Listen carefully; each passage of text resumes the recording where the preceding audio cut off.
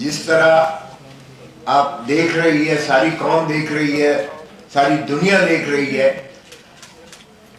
ایک مفروض شخص کو جو سزا یافتہ تھا، جس طرح سے اسے ہیتھرو ایئرپورٹ پر ہمارے ایمبیسڈر نے سی آف کیا، وہ بھی تاریخ میں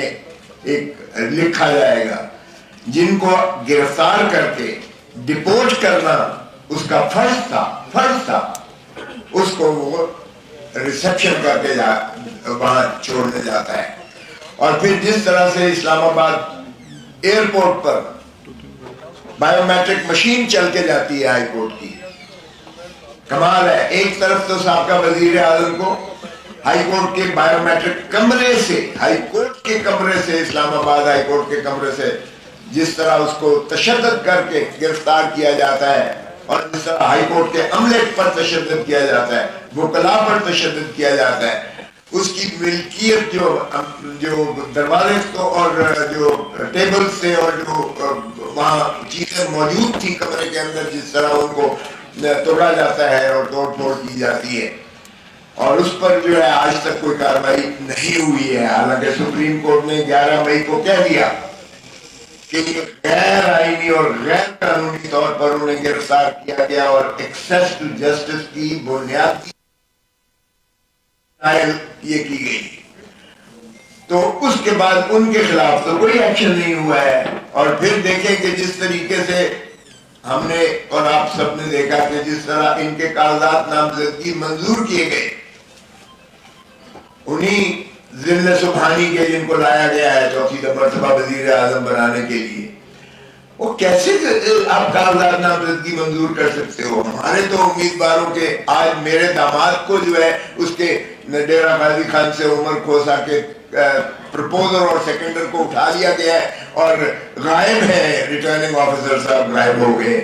اور ان کے بھائی کے جو ہے وہ 2 پرچے اور درج کر کے کہا پہلے بھیل کروا کے لاؤ، جو سابقہ ایم پی اے سٹنگ تھا پی ٹی آئی کا۔ یہ سارے جگہ آل اوور پاکستان ہو رہا ہے یہ ہمارے ساتھ۔ یہاں جناب زندہ سبحانی کے کاغذات نامزدگی منظور کر لیے جاتے ہیں،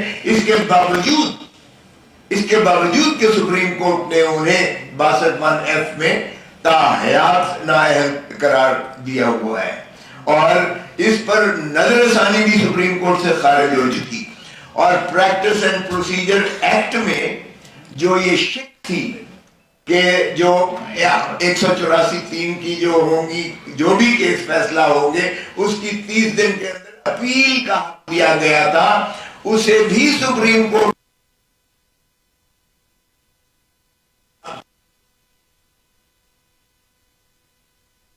نہیں دے سکتے۔ سو جس کا مقصود اور مطلب یہ ہوا کہ ٹرانزیکشن کے زمرے میں آ کر وہ فائنلٹی اٹین کر گئی محترم نواز شریف صاحب کی نااہلی، تاحیات نااہلی۔ اب اگر کوئی ایک طریقہ تھا اس کو دور کرنے کا، کیونکہ وہ تو الیکشن ایکٹ کی 2017 کی جو ترمیم تھی وہ تو سانے آ گئی، تابع آ گئی اس پریکٹس اینڈ پروسیجر ایکٹ کے وہ مسترد کرنے کے اس اپیل کی شک کو۔ سو اس کا مطلب یہ ہوا کہ اگر کسی طریقے سے آپ نے اسے اہلیت دینی ہے، یا اس فیصلے کو جو سپریم کورٹ کا ہے اس کو آپ نے اوور ریچ کرنا ہے، تو ایک ہی طریقہ ہے کہ آرٹیکل 184، آرٹیکل 96 میں F1 میں 90F1 میں آپ ترمیم کیجئے گا کہ جو 1C جو 1F کیا ہے کہ جو صادق اور امین نہیں ہوگا وہ تاحیات اس کو نااہل کیا گیا، وہاں آپ ترمیم بھلے کر دیجئے گا کہ اس کی میعاد پرووائیڈڈ کر کے کہ میعاد اس کی 5 سال ہوگی، آپ کو آئین ترمیم کرنا پڑے گا، صرف ایک ہی طریقہ تھا۔ اور چونکہ پارلیمان ہے ہی نہیں، آئین تو ترمیم ہو نہیں سکتا ہے، تو یہ ان کے تو بادشاہ سلامت کے جو ہے کاغذات نامزدگی سارے منظور کر لیے گئے، اور ہمارے کسی امیدوار کے ابھی تک جو ہے اعلان نہیں کیے گئے۔ اور کل جو آخری تاریخ ہے اس پر بھی دیکھیے گا کہ کس قسم کی یہ پاکستان کی تاریخ کی بدترین پری پول ریگنگ ہے، بدترین پری پول ریگنگ ہے۔ اور اس سوشل میڈیا کے زمانہ میں یہ کیا سمجھتے ہیں کہ دنیا جو ہے اس کو بالکل نظر انداز کر کے دیکھ نہیں رہی ہے، سبھی دیکھ رہے ہیں. سو اگر آپ نے یہی فیصلہ طے کر کے آئے ہو لندن پلان کے مطابق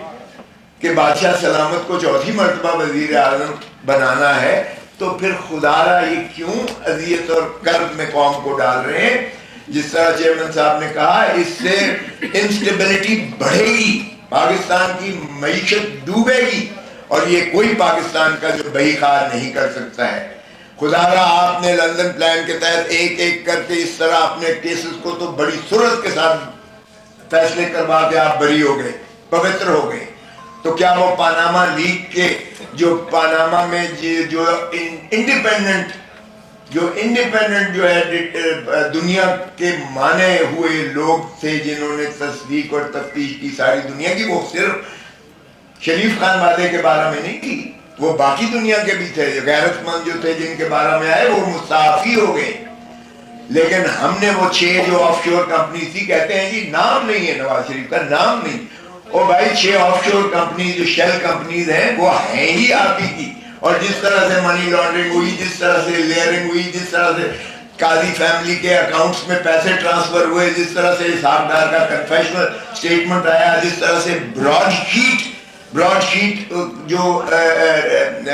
یعنی ایسٹس فائنڈنگ جو ایک نیب نے، اس وقت کی نیب نے اپوائنٹ کیا تھا بین الاقوامی ڈیٹیکٹیوز کو، انہوں نے جو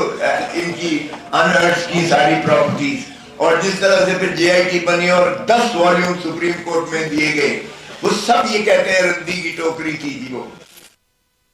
ماشاءاللہ آپ تو پوتر ہو گئے، اور بعد میں آپ دھرتی ماں کو لوٹنے کا جس طرح سے آپ نے ہر دفعہ مرتبہ کیا ہے، آپ چوتھی مرتبہ پھر لوٹ کے جا رہے ہیں. قوم دیکھ رہی ہے اور اب لوگوں کو آپ نہیں بنا رہے. اتنی دھاندلی کے باوجود پری پولنگ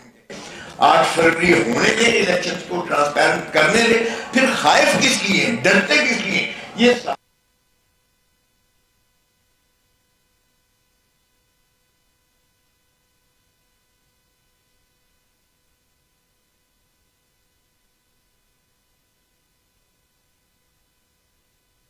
ہماری جو ان ایجوکیٹڈ ہے، جو لکھنا پڑھنا بھی نہیں دیکھ سکتے، وہ نشان پر ہی ووٹ دیتے ہیں. تو آپ پاکستان کے غریب آدمی کو، کسان کو، مزدور کو، دہقان کو، ایک محنت کش کو آپ اس کے بنیادی حق سے محروم کرتے ہیں جب آپ سمبل کو ہٹا دیتے ہیں. اور یہ خوش نہ ہو،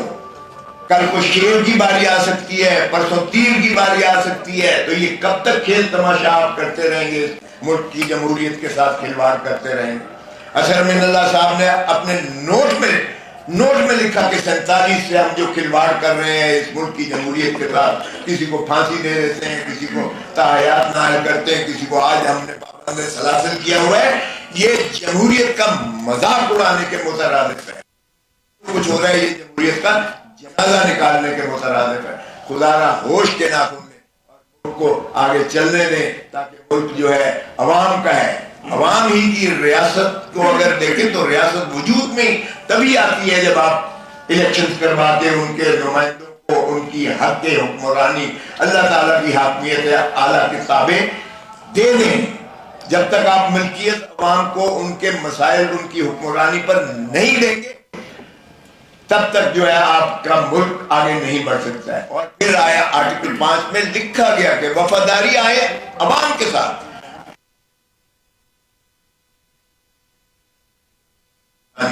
چاہے وہ چیف جسٹس آف پاکستان ہو، چاہے وہ فوج کا سربراہ ہو، چاہے صدر ہو یا ہو. سو تابعداری اور وفاداری عوام اور آئین کے ساتھ ہے. تو اس کو ملحوظ رکھتے ہوئے الیکشنز کو فیئر اینڈ فری